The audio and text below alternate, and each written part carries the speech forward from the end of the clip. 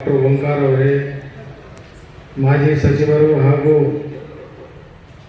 ಸಿಂದಗಿ ಜನಪ್ರಿಯ ಶಾಸಕರಾದ MC ಮನಗೂಳಿ ಕಾಕಾ ಅವರೇ, ಅತಿಥಿಗಳಾದ ಸುಭಾಸ್ ಗೌಡ M ಪಾಟೀಲ್, ಶರಣ ಪ್ರಶಾಂತ್ ಪಾಟೀಲ್ ಹಾಗೂ ಇದೀಗ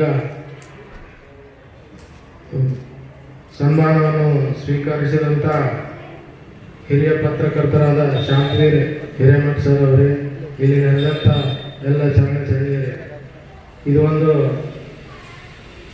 ಬಸವಾದಿ ಶರಣರ ವಚನಗಳ ಅನುಭವ ಮಂಟಪದಲ್ಲಿ ಬೀದರ್ ಮತ್ತು ಬಸವ ಕಲ್ಯಾಣ ಸುತ್ತಮುತ್ತ ಅತ್ಯಂತ ಆಚರಣೆಗಳು ಮತ್ತು ಆ ವಚನಗಳ ಒಂದು ಸಂದೇಶವನ್ನು ಜಗತ್ತಿಗೆ ಸಾರುವಂಥ ಕೆಲಸ ಆ ಜಿಲ್ಲೆಯ ಶರಣರು ಮಾಡ್ತಾ ಇದ್ದಾರೆ.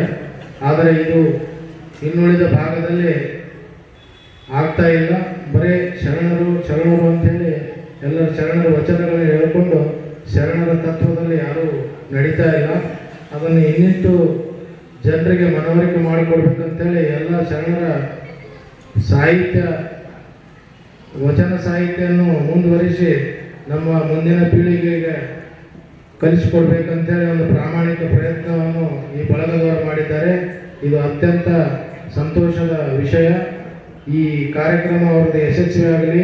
ಇದೇ ರೀತಿ ಪ್ರತಿಯೊಂದು ಜಿಲ್ಲೆ, ತಾಲೂಕದಲ್ಲಿ, ಹಳ್ಳಿಗಳಲ್ಲಿ ಇದನ್ನು ಸಾರಿ ನಮ್ಮ ಬಸವಾದಿ ಶರಣರ ಆಶಯ ಏನಿತ್ತಂದರೆ ಜಾತಿ ಮತ ಬೇಡ ಮತ್ತು ನಾವು ಸಮನಾಗಿ ಬಾಳಬೇಕು ಅನ್ನುವಂಥ ಒಂದು ಸಂದೇಶವನ್ನು ಇವರು ಸಾರ್ತಾ ಇದ್ದಾರೆ. ಇವರೆಲ್ಲರಿಗೆ ನಮ್ಮ ಪ್ರೋತ್ಸಾಹ ಇರುತ್ತದೆ. ತಾವು ಇದೇ ರೀತಿ ಮುಂದುವರಿಸಲಿ ಅಂತ ಹೇಳಿ ನಮ್ಮ ಒಂದು 2 ಹಂಚುಗಳನ್ನು ತಮ್ಮ ಮುಂದೆ ಹಂಚಿಕೊಳ್ತಾ ಇದ್ದೇವೆ. ನಮಗೆ ಈ ಕಾರ್ಯಕ್ರಮಕ್ಕೆ ಕರೆಸಿ ನಮಗೊಂದು ಅವಕಾಶ ಕೊಟ್ಟು ಪುಷ್ಪಾರ್ಚನೆ ಮಾಡಿಸಿ ಎಲ್ಲ ಶರಣರ ದರ್ಶನ ಮಾಡಲಿಕ್ಕೆ ಅವಕಾಶ ಮಾಡಿಕೊಟ್ಟ ತಮ್ಮೆಲ್ಲರಿಗೂ ವಂದನೆಗಳು.